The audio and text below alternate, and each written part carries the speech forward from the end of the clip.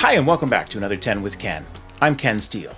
College and university campuses are small, self-contained communities with their own roads, parks, recreation facilities, and often campus police. And if you work at one, you're also quite aware they can be intensely political places with loads of protest, controversy, and debate. This week, let's review the biggest campus PR headaches of the past year.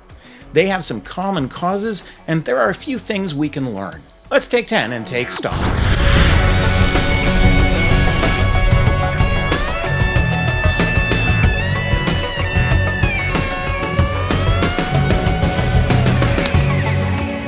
You've probably heard Sayre's third law of politics.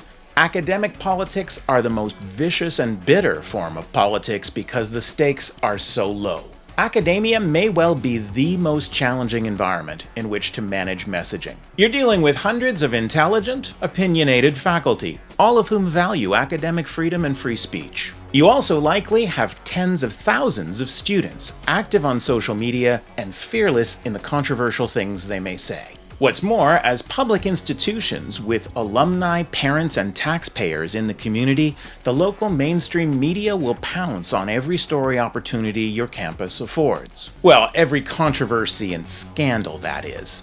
When you're trying to pitch a positive, human interest or research story, it's another matter. Public perceptions of a college or university have a direct impact on rankings, government support, alumni donations, and student recruitment. Institutions must be vigilant about their brands and reputations. We've seen plenty of examples of students giving their institutions a reputational black eye. Often it's unintentional, a consequence of poor decision-making, youthful exuberance, and perhaps an excess of alcohol. But sometimes students deliberately seek headlines, like last spring when a couple of Memorial University students tweeted photographs of unappetizing dining hall food. In previous episodes, we looked at the controversy over sexist orientation chants at UBC and St. Mary's, the sexually explicit Dal Jungle Instagram page, and a whole variety of O-Week antics. But I have been saving one of the biggest headaches of 2015 for this roundup, the misogynist Facebook group at Dalhousie University. A group of 13 dentistry students created a private Facebook group when they enrolled at Dal in 2011. Over the years, the group exchanged thousands of posts, almost all of them innocuous and relevant to their studies. But by their fourth year, half a dozen posts appeared blatantly sexist or misogynist, even apparently threatening to rape fellow classmates using chloroform. One member of the group, a father of 3, helped expose the offensive posts. He was suspended along with the other 12 at the beginning of 2015. His lawyer argued that he was being found guilty by association, that his only offensive act had been to click the like button on a suggestive photo from a comedy website. Editorial cartoonists had a field day. And even though the CBC could be accused of living in a glass house after the Jean Gomeshi scandal, the comedians at This Hour Has 22 Minutes just couldn't resist. Consider a career in dentistry at Dalhousie University. We want to scrape the plaque off our image and fill the cavities of our student body. That sounded wrong. At Dalhousie, we're looking for girls. Well, we're not looking for girls. I mean, we want young women. We want women to enroll. Yeah, it's not what you think. We want women to apply to be dentists and to learn things about teeth and how much gas it takes to put someone under without killing them. I have no idea why I use that example. I'm terrible at this. I don't even like dentistry. I wanted to be an optometrist, but I didn't have the grades. No wonder dentistry has the highest rate of suicide. So enroll today at the Dalhousie School of Dentistry. Check out our website and like us on Facebook. Actually, no, do not go on Facebook. Dalhousie School of Dentistry. Open wide. Damn it. Throughout 2015, Dalhousie and its dentistry school resurfaced in the media over and over. There were campus protests, an emergency board meeting, the formation of a task force on sexism, misogyny, and homophobia in the Faculty of Dentistry, and a restorative justice process. In August, it was reported that the dentistry school had spent almost $650,000 in the wake of the scandal. The underlying problem, rampant sexism in the School of Dentistry, had gone unaddressed for too long, and too many people were turning a blind eye. The damage to Dal's reputation would have been far less if the institution had been proactive years earlier. Students, or those posing as students, caused plenty of headaches at other schools too. In September, the University of Toronto ramped up campus security in response to a series of anonymous online comments encouraging readers to kill feminists in the departments of women's studies and sociology. The real controversy was that similar threats were found to have been made in June 2014 and had never been disclosed to the campus community. We also saw the fallout from the sex assault scandal involving male hockey players at the University of Ottawa. The coach was fired for failing to report the incident. The administration's quick suspension of the team sparked a $6 million class action lawsuit on behalf of the other players, who resented being found guilty by association. Last fall, we saw a wave of posters and Facebook pages promoting so-called white student unions at a number of Ontario universities.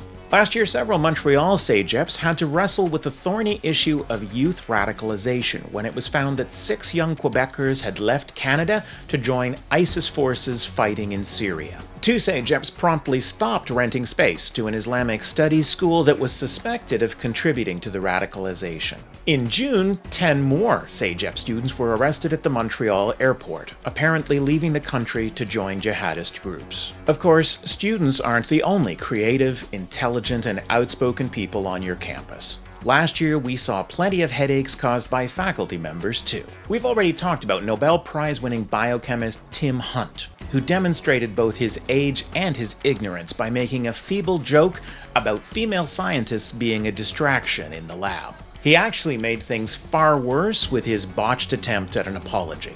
I mean, I'm really, really sorry that I caused any offense. That's awful. I mean, I certainly didn't mean... I just meant to be honest, actually. And we've talked about St. Lawrence College business professor Rick Copeland, who was fired last July after posting violent, homophobic comments on Facebook.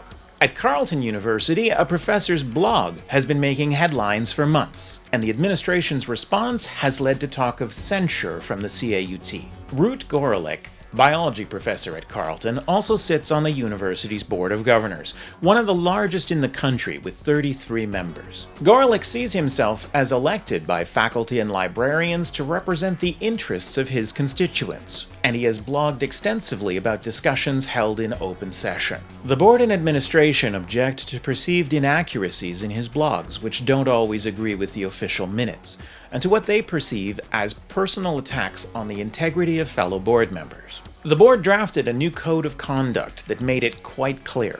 Board members could debate any matter while it was up for discussion, but once the board had reached a decision, they were not to criticize it. This argument is strikingly similar to one advanced at the University of Saskatchewan in 2014, when the administration argued that Dean Robert Buckingham was violating his responsibilities by criticizing the Transform Us process. I spoke out because I felt I was being muzzled. We all know how that turned out. This month, 32 of the 33 Carleton board members signed off on the new code of conduct, but Gorolich still objects to what he calls a gag order, and 6 campus groups are concerned that he may be removed from the board as a result. We can probably expect a good deal more drama to come. When students or faculty behave badly, it's pretty clear what an institution needs to do. Condemn the action swiftly and unambiguously. Suspend the perpetrators. Call for a thorough investigation and possibly a restorative justice process. Emphasize or improve campus security, harassment policies, or codes of conduct. Sometimes, as at Ottawa and Dalhousie, presidents will be accused of overreacting. Bystanders may be found guilty by association, but it seems to be the more popular course of action. Once again, we are out of time. Thanks for taking 10 with me. Next week, we're going to take a look at some of the most serious higher ed headaches of all. And as the metaphor might suggest, they often start at the top, with presidents and board chairs. Meanwhile, you can check out dozens of previous episodes on iTunes or YouTube. And if you subscribe to my free weekly email, you'll get access to future episodes a full week before the general public. I hope to see you next time, but before you go, let me share with you a clip from ASAP Science, an a cappella parody of Taylor Swift's hit song called Science Style, just in case you missed it. Sunlight takes 8 minutes just to reach your eyes. Inside It's all atoms making up our minds. But if you think that learning science isn't meant for you, or just not cool, there are formulas to prove it now. Better study up, I'll show you how. We're about to throw some science down. Evolution made your brain, heart, spinal cord, and also your eyes. Medicine made the facts.